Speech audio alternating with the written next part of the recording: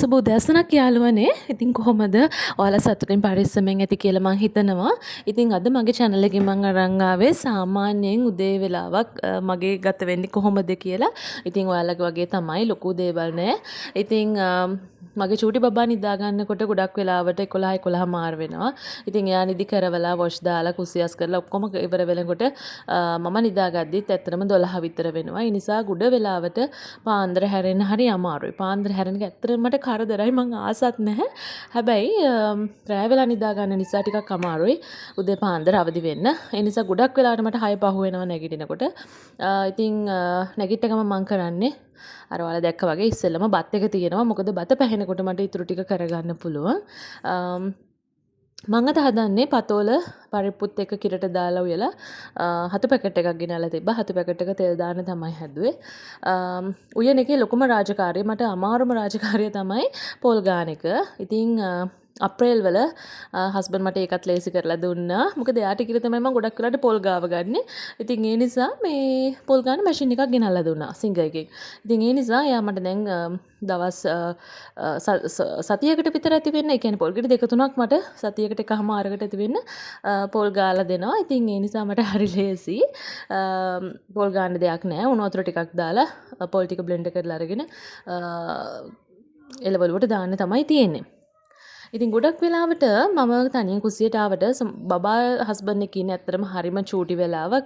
එයා අඬනවා. ඉතින් ඔන්න මඬන වෙලාවට සමහර වෙලාවට හස්බන්ඩ් බබත් එක්ක ඇවිල්ලා කුසියේ කැරකි ඉන්න වෙලාවලුත් තියෙනවා. එහෙම නැත්නම් ඒ කියන්නේ මට සාමාන්‍යයෙන් කපන කොටන දේවල් ඔක්කොම කරලා ඉවරයි නම් මට ඊටු ටික එයා වඩාගෙන කරගන්න පුළුවන් දෙයක් නම් ඉතුරු වෙලා තියෙන්නේ. මම බබාව වඩාගෙනම කුසියේ ඊටු වැඩ ටික ඉවර කරන වෙලාවලුත් ගොඩක් තියෙනවා. ඉතින් ඔයාලා කොහොමද චූටි බබාලා ඉන්න අය මගේ channel එක බලන ඔයාලත් එහෙම ඇති. සමහරලාට චූටි බබාලා දැන් ලොකු වෙලා ඉන්න අය නම් ඒත් ඔයාලට මතක් වෙන්නේ නැතිනේ චූටි කාලේ කොහොමද ඔයා පිහාගත්තේ එහෙම කියලා. ඉතින් හතු එක තෙල් දාන්න හදන්නේ. මම මේ රෙසිපි එක හොයාගත්තේ මොන YouTube channel එකෙන්ද කියලා මට මතක නැහැ. හැබැයි ඒකේ කමෙන්ට්ස් තිබ්බ රසට ආවා කියලා. හැබැයි මගේ හතු එක නම් රසට ආවේ නැහැ ළමයි. හතු ඉතින් අර ගුණ හින්දා සහ ඉතින් අර හැපෙනවනේ අර මස් වගේ ඒ හින්දා ලොකු ගැටලුවක් උනේ නැහැ. ඒ වුණාට මේ මම හිතට තරන්න රසට ආවේ නැහැ. ඔන්න දැන් උයලා ඉවරයි. ඊට පස්සේ මම කරන්නේ විලුණාට පස්සේ මගේ ලොකු බබාව ලෑස්ති කරන එක.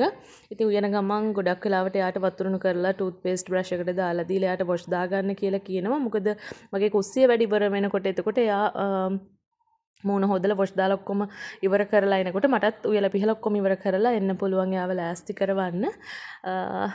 මගේ චූටියා නම් දැන් හොඳයි. මොකද මේ එයා දැන් පොඩ්ඩක් ඇවිද ඉන්නවා. හැබැයි කලින් නම් අක්කව ලෑස්ති කරන්න දුන්නෙම නැහැ. ඇඟේ එල්ලි අඬනවා. දැන් නම් එයා හැත්තනම චුට්ටක් හොඳයි. බබාලා ලොකු වෙනකොට ඉතින් පොඩි සහනයක් තියෙනවා අපිට. මේ නැත්තම් ඇත්තටම ගෙදර හස්බන්ඩ් නැති වෙලාවට මට සමහර වෙලාවට ලොකු එක්කෙනාව ලෑස්ති කරගන්නම බෑ. මේ පොඩි බබා ඉන්නෙම නැහැ. ඔයාලගේ ගෙවල් වල කොහොමද? ඉතින් මම නම් මෙයාට තාම සපත්තු දාලා ඒවා කරනවා. හැබැයි මම සමහරලාට මෙයාට කියනකොට මේ ඔයා දැන් පුරුදු වෙන්න ඕනේ ඔක්කොම තනියෙන් කරගන්න කියලා. මෙයා ගිහින් කියනවා ආච්චිට. ආච්චිලගේ ගෙදර කියන මගේ අම්මට.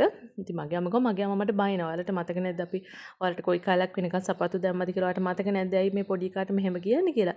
ඇත්තටම මං එහෙම කියන්නේ අපිට වැඩ කරගන්න ලේසිවට නෙමෙයි. ඇත්තටම දරුවෙක් වුණාම ස්වාධීනව හැදෙන්න ඕනේ කියලා මං විශ්වාස කරනවා.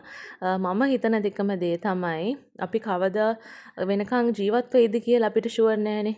දැන් මේ ජීවත් වෙන හැටියට තමයි මේ මිනිස්සු මැරෙන විදිහ අනුව අතරම දෙයක් දැක්කොත් දැන් අද කියන හරියට කලකිරෙනවා. දැන් වෙඩි ඕනේ නැහැ FB එක පැත්තේ යන්නකෝ. කොච්චර මේ මරණ ගැන දේවල් තියෙනවද අපි හිතන්නේවත් නැති දේවල්.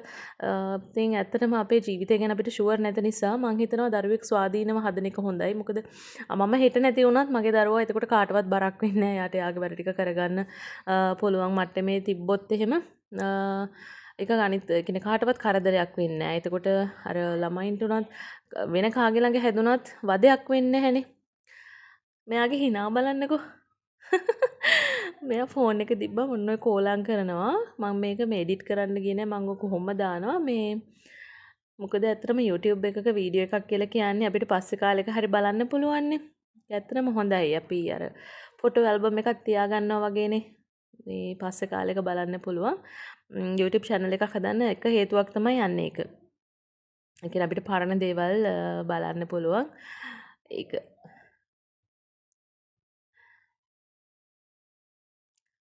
ඉතින් කොහොමද මේ දවස්වල වැඩ කටයුතු? ඇත්තටම මම ගත්තොත් එහෙම මට නම් සමහර වෙලාවට හරිම මහන්සි ළමයි චෝටි බබත් එක්ක ඉන්න ගියාම මන් දන්නේ නැහැ ඒක මට මුළු දවසේම ඉඳලා රෑ වෙනකොට සමහර වෙලාවට ඔලුව පිපිරෙන්න වගේ එනවා. උදේ වරුවනම් ෂේප් එකේ ගත වෙනවා මේ මොකද අක්කා නැති නිසා. එයා තනියෙන් ඉන්නකොට එයා ගේ ඇතුළට වෙලා පාඩුවේ ඔය සෙල්ලම් කර කර ඉන්නවා. හැබැයි අක්කාවම අක්කව ගේ ඇතුළේ තියාගන්න බෑ මට. එයා යනවා සෙල්ලම් කරන්න එළියට. ඉතින් දොර අරන් ගියපු ගමන් කරන්නේ අඬන එක. මගේ ඇඟිල්ලෙන් ඇදගෙන එළියට යන්න බලනවා. ඉතින් එළියට දාන්න විදිහක් නෑ. එයා වැලි අල්ලන නිසා මේ දවස්වල වෛරස් බැක්ටීරියා අරවා මේ වගේන් බෝ වෙන ලෙඩ කුඩායි දරුවන්ට. ඉතින් ඒ නිසා මට හරි බයයි. මං කලින් වතාවකත් කිව්වද මන්ද මේ හරියට බල්ලෝ ඉන්නවා කියලා. මේ ඉතින් මට හරි බයයි ඒ නිසා යාව එළියට දාන්න හැමතිස්සෙම පස් මේ බිම හූරනවා, පස් අහුලනවා, ගල් කැට අහුලනවා. ඉතින් අර ඒ නිසා මට ඇත්තටම මාර බයයි. ඉතින් මේ හොඳට අපි අත් එක හේදුවත් අර නියපොතු අස්සේ තියෙන අපි දන්නේ නැහැ ඇත්තට මේව පිරිසිදු වෙනවද නැද්ද කියලා අපි කොච්චර සබන් දාලා හේදුවත් මෙයාලා චූටිනේ දැන් අපි වගේ නෙමෙයිනේ පස් ටික හාරලම ගන්නවා ළමයි වලට තීරණ මම්මි කියන එක මේ වලට අත්දැකීම් ඇතිනේ මේ හාරලම ගන්නවා පස් හොඳට හාරනවා කොච්චර කොටට නියපොතු කපලා තිබ්බත් අනේ මන්ද ඉතින් පොඩි දරුවෝ ගෙවල් අස්සේ දාගෙන හදන්නත් බෑ මට තේරෙන්නේ නැහැ ඉතින් මොකද්ද කරන්න කියලා. එයා එළේ ඉන්නකොට නම් මට මාර නිදහස්. මේ ඔය ඇවිද ඉන්නවා. මේ බලන්නකෝ අක්කයි මල්ලි යන්න ලෑස්ති වෙලා අප්පච්චි ලෑස්ති වෙනකන් මේ දෙන්න අක්තින් ඔය මොකක් හරි කර කර ඉන්නවා. සමහරවල්ලාට රණ්ඩු වෙන වෙලාවලුත් තියෙනවා නැත්තේ නෑ. මම මේ හදන්නේ පොඩ්ඩව ලෑස්ති කරන්න. මොකද දැන් අප්පච්චි අක්කි වෙක්කන් යන්න හදනකොට මෙයා ආණ්ඩනම බයික් එක ස්ටාර්ට් කරනකොට ඒ නිසා ගොඩක් වෙලාවට හස්බන්ඩ් මෙයාව එක්ක යනවා මේ බබාව ස්කූල් එකට දාන්න යනකොට. අපේ ගෙදර අපි දැන් මේ රෙන්ට් එකටනේ. මෙතන ඉඳලා ඇත්තටම ස්කූල් එකට තියෙන විනාඩි 5කද 10ක 10ක් නෑ යන්නේ නෑ. විනාඩි 5ක වගේ දුරක් තමයි ස්කූල් එකට තියෙන්නේ. ඒ නිසා ඇත්තටම හරි ලේසි. අනිත් එක තමයි දැන් බබාලට කෑම ගෙනියන්න ඕනෙත් නෑනේ. දැන් එක වසරේ දෙක වසරේ මම හිතුවා තුන වසරේත් මෙහෙ නම් කෑම දෙනවා. හැබැයි ප්‍රශ්නේ තියෙන්නේ හැමදාම දෙන්නේ පරිප්පුයි කොලයි. ওই දෙකත් එක්ක එක්කෝ බිත්තරයක් තම්බලා එක්කෝ සමන් සම්බෝලයක් ඒ වගේ දෙයක් තමයි දෙන්නේ. දැන් අපේ බබා නම් ඇත්තටම ගෙදර හදන පරිප්පුවක්වත් කන්නේ නැහැ. පරිප්පුව යාට එච්චරටම එපා වෙලා. මොකද හැමදාම පරිප්පු දෙන නිසා. ඔයාලා දන්නව නම් මට කියන්න මේක ගැන කාටද දැනුවත් කරන්න ඕනි කියලා. මොකද මං ස්කූල් එකේ ඔය දන්න පොඩ්ඩක් කෙනෙක්ගෙන් ඇහුවම එයා කියනවා එයාලට දෙන මෙනු එක තමයි එයාලා හදන්නේ කියලා. ඒ කියන්නේ ප්‍රාදේශීය ලේකම් කාර්යාලයකින් හරි කොහෙන් හරි ඒ වගේ ආයතනකින් රජයේ ආයතනකින් දෙන මෙනු එකට තමයි එයාලා කෑම හදන්නේ කියලා. ඉතින් ඒ වුණාට මං හිතන්නේ ළමයි කන්නේ නැත්නම් ඒ විසි කරන කෑම ටිකත් අපරාධේ. මොන හරි ඉතින් වෙනස් විදිහකට කෑම දෙනවා නම් දරුවෝ ආසයිනේ. මේ බලන්නකෝ මේ දෙන්නගේ ආදරේ. අක්කයි මල්ලි සමහර වෙලාවට හරි ආදරෙන් ඉන්නවා සමහර වෙලාවට නම් ෆයිට් කරනවා දෙන්නත් එක්ක. දැන් මෙයා බයික් එක දැක්ක ගමන් මෙයා උඩ නගිනවා. මෙයාට මාර රත ගායක් තියෙන ළමයි. මේ දැන් අක්කා ගෙනියන්න දාන්නේ දැන් අප්පච්චි එනවා කියලා දැනගෙන ඉන්නේ. දැන් මෙයා නැගලම ලෑස්ති වෙලා ඉන්නවා. ඉතින් මේ අප්පච්චි එනකන්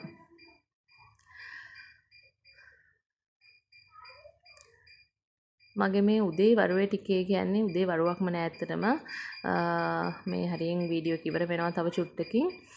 මොකද දිගටම වීඩියෝ කරන්න ගියොත් එහෙනම් මට ගෙදර වැඩ ටික පොඩ්ඩක් මිස් වෙනවා. මට කියන්නේ ගෙදර වැඩ ටක් ගාලා කරගන්න එපා. මෙයා ඉන්න වෙලාවේ ටක් ගාලා කරගන්න ඕනේ. ඉතින් ෆෝන් එකේ හෙන් තියදී මෙහෙන් තියදී වැඩ කරනකොට පොඩ්ඩක් වැඩ ස්ලෝ වෙනවා. ඉතින් එකෙන් වෙන්නේ මට තව ස්ට්‍රෙස් වෙනවා වැඩ කරගන්න ගියාම. ඒ කියන්නේ දවස් ඇතුළත වැඩ ටික කරගන්න බැරි වුණොත් එහෙම මගේ ඔළුවට ඒක හරි බරක්. ඉතින් ඒ නිසා හැමතිස්සෙම මම හිතනවා Tamanට පුළුවන් විදිහට හැමදේම බැලන්ස් කරගෙන සමබරව යන එක හොඳයි කියලා. මොකද එකක් හරියකට කරන්න ගියොත් චූටි බබාලි නම්මලට ඒක වෙන දෙයක්නේ. එකක් හරියට කරන්න ගියොත් එකක් මිස් වෙනවා. ඉතින් මගේ වීඩියෝ එක ඔතනින් ඉවරයි. බලපු ඔයාලට බොහොම ස්තුතියි.